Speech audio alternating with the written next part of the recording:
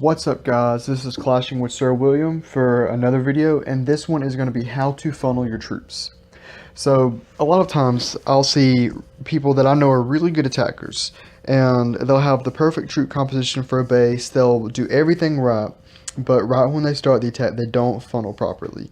This can make even the best attackers completely fail on an attack. It's never fun, and it always makes you feel like, what if? I could have gotten the 3-star if I would have just had that one wizard in the right spot and taken out a building. So what I'm just going to do is I'm going to go through, show you 3 videos of well executed funnels, and then I'm going to do one video where it was a poor funnel, poor troop deployment, everything, and so you can see and compare the difference that it makes.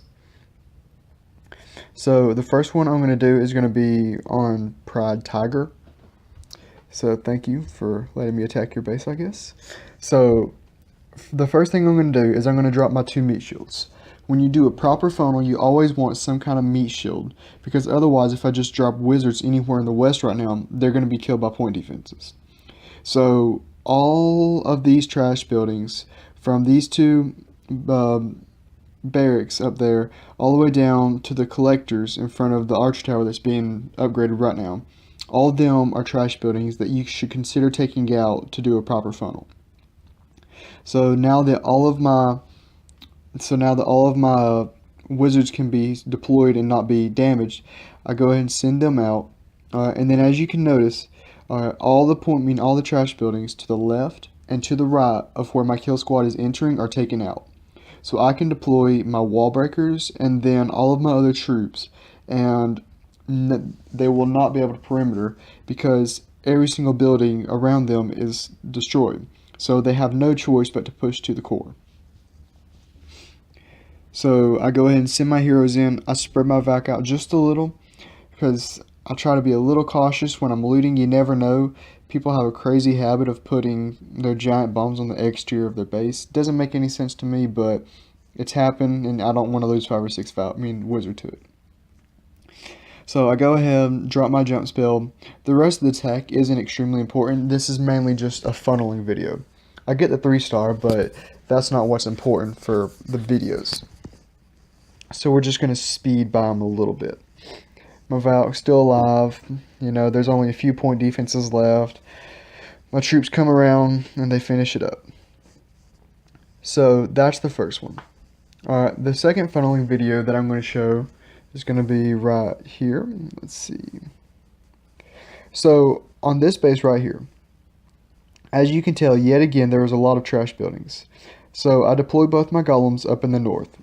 Alright, and as you can tell, there are plenty of trash buildings that can pull your Valk or P.E.K.K.A.s or any other troop that you're using to the perimeter instead of the core. And anytime your troops perimeter, it is a much harder time to get a 3-star, because of them.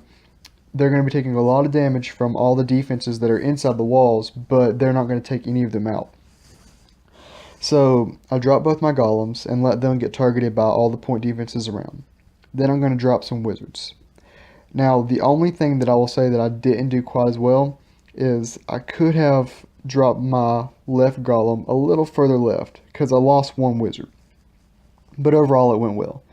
So as you can see right here, to the left and to the right, yet again, 3 or 4 buildings were destroyed on both sides.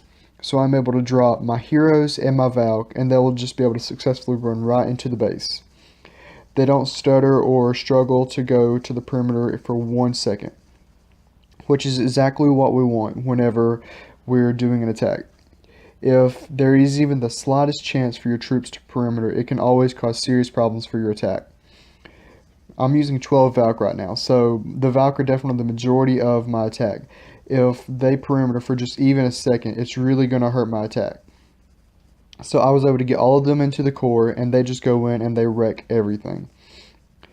And for all of these attacks also, I just want to point out that I did only have 30 seconds to scout, so sometimes they might not be the most well executed, but take into account that I don't get to plan them like we do our war attacks. I still managed to pull off a 3-star. I could have done a little better on my main account or with more time. I think I had 6 or 7 Valk left. So overall, still a decent attack. Now, the final proper funnel I'm going to show you is going to be this one right here. Let's find it. On this one, I did not get the 3-star, but as you can see, I'm going to deploy my golems in from the south. So on this base, especially with how it's designed with so many corners, you really want to be mindful. You never want to necessarily attack from a corner. And so I'm going to try and avoid that with how I deploy the rest of my troops. I'm going to do an extremely wide funnel. I'm going to take everything out from the lab all the way to the army camp in the south. And then I'm going to actually deploy all of my troops to where they are going to go into the base, not from a corner necessarily, but more from the straight area. I can drop all of my troops in and none of them struggle at a perimeter yet again. So, as you can see, all of my troops went directly into the base. Not a single Valk or anything is in the perimeter yet again. So it's going to lead to a stronger attack where all of my troops are concentrated where I want them to. It allows for better planning for your attack because then you can know where your troops are going to be at any specific time. And then it also just makes it easier in general because when your troops spread out, they're weaker. If you have 5 Valk that are trying to break through a level 9 wall, they'll probably all be taken out. While if you have 10, they'll be able to shred through that level 9 wall and you'll be okay. So you need to take that into account. It allows for better planning in general whenever you do a proper funnel. I believe I get 90% on this base actually. Let's see. Yeah, so I'm going to run out of time right here. So the final one I'm going to show you is going to be one where it's not really the best funnel and it's also not an attack where I really deploy my troops quite as well as I should have. Now, I did this on purpose, and I didn't even really do a great job of it still, because I didn't want to. I did my very best, though.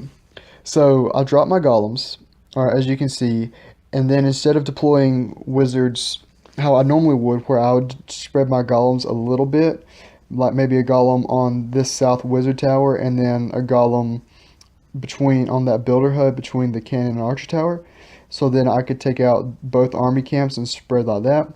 I'm going to deploy my 2 golems in the middle and then drop 3 wizards. So them 3 wizards are going to take out the 3 collectors in front. Alright, and then afterwards I send in my wall breakers. Again, I'm trying to show a very poor attack. I didn't time it properly, and then I spread my Valk out. So now I have 3 Valk that are on the right and I have 2 Valk that went left. So I only have 7 Valk that went to the core. So from the start, my kill squad is initially weakened by 5 Valk. Because these 3 Valk that are going, or 4 Valk that are going on the perimeter, and my Archer Queen, they are troops that could easily, them are buildings that easily could be taken down by 1 or 2 wizards. So they are just wasted troops right now. This entire time, that portion of my army is just a waste. So I actually wound up getting the 3-star on this base. But it's mainly just because it was no expos, they were both down, no CC troops, so I mean, it was just because of them things and not because of a well-executed attack. So, as you can see, the Valk are still just taking out perimeter buildings. You see, I have 5 wizards that I didn't have to use. I could have easily used them to take out the trash buildings, and my Valk could have been in the core. Because my actual kill squad, there's not very much alive left in the core. So, always be mindful of that, because you can see how it makes a significant difference. So, the reason why I wanted to do a video on this is because I wanted to help anyone that doesn't exactly understand how you funnel. Whenever you do a Goho or a Go Eval or any other attack like that, the 8 wizards, about 5 or 6 of them really are for a funnel. The wizards are never really a strong portion of the attack. They're mainly just to take out CC and to funnel your troops. So when you're funneling, don't be afraid to use 4 or 5 wizards to take out trash buildings in the beginning of your attack. Because if you can get all of your kill squad to go directly as you planned and into the core, that will greatly be more beneficial to you than being a little cheap on the wizards, saving 2 or 3 extra wizards to try and send into the core and have your troops perimetering. So always remember, whenever you're doing a funnel, try and take out 1 or 2 buildings on both sides of where you're going to attack. And then if you do that, it'll make the chances of your troops going into the core much higher, so you can prevent the stupid troops, as we call it. Because P.E.K.K.A.s or any other troop are not stupid. What just happens is with their tracking, if there's a building that is on the perimeter that is closer than the interior buildings, they're going to go to the perimeter. They're doing what they're supposed to do. So proper funneling can prevent that from all your attacks. So if you like this video, please feel free to subscribe. If you have any input or have any suggestions on upcoming videos, please feel free to throw it in. I'm always open to more ideas. And if you think you're a good fit for the elite, as I always say, feel free to check out our forum and keep on clashing, guys.